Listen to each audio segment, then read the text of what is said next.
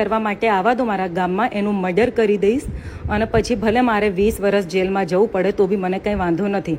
તો આવા છે આ દીપક ડાભી. આજ દિન સુધી મેં કોઈ પેમેન્ટ બાકી નથી રાખ્યું અને પેમેન્ટ બાકી હતું પણ એક પ્રોગ્રામનું પેમેન્ટ બાકી હતું, પણ જે બેને કીધું કે 3 પ્રોગ્રામનું પેમેન્ટ બાકી છે. એક મોટા સમાચાર મળી રહ્યા છે કે ગુજરાતની અંદર ખૂબ જ મોટું નામ એવા મમતાબેન સોનીને ભાઈ ક્યાંક ને ક્યાંક મારી નાખવાની ધમકી આપવામાં આવી અને ભાઈ જે એમને પ્રોગ્રામો કર્યા એનું પેમેન્ટ ના આપતા ખરેખર આ વિવાદ સર્જાયો છે. ભાઈ અત્યાર સુધીના એક મોટા સમાચાર ગુજરાતી કલાકાર મમતા સોનીને લઈને મળી રહ્યા છે.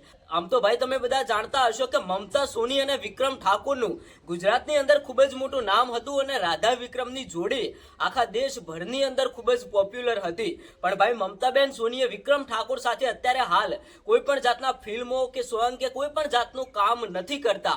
તો એ વચ્ચે ક્યાંક ને ક્યાંક થોડા ટાઈમ પહેલા દીપક ડાભી નામના વ્યક્તિ સાથેથી ક્યાંક ને ક્યાંક એમને પ્રોગ્રામો કર્યા હતા અને આ ભાઈએ ક્યાંક ને ક્યાંક મમતાબેન સોનીને પ્રોગ્રામો કરાવ્યા પણ પેમેન્ટ નહોતું આપ્યું. એના બાદ મમતા સોનીએ એમના સોશિયલ મીડિયા એકાઉન્ટમાં એક જાહેરાત કરી અને જે ભાઈ વોટ્સઅપ ચેટ હતી એ પણ વાયરલ કરી અને એવું કહ્યું જોકે જુઓ કે મેં પ્રોગ્રામો કર્યા છે, મારું પેમેન્ટ આપી નથી રહ્યા અને મને ક્યાંક ને ક્યાંક ધમકીઓ આપી રહ્યા છે. અત્યારે હાલ આ મમતા સોની અને દીપક ડાભી નામના વ્યક્તિની ચેટ અને ઓડિયો કોલ ઘણા બધા વાયરલ થઈ રહ્યા છે. તો ઘણા બધા લોકોએ એવું કહ્યું કે વિક્રમ ઠાકોરને તમે છોડીને ગયા એટલે જ આવું તમને પરિણામ મળી રહ્યું છે. વિક્રમભાઈ ઠાકોર સાથે તમે જે ફિલ્મો લાઈનની અંદર કામ કરતા હતા એ બહુ સારું હતું. આમાંથી ક્યાંક ને ક્યાંક હવે વિવાદનો અંત પણ આવી ગયો છે.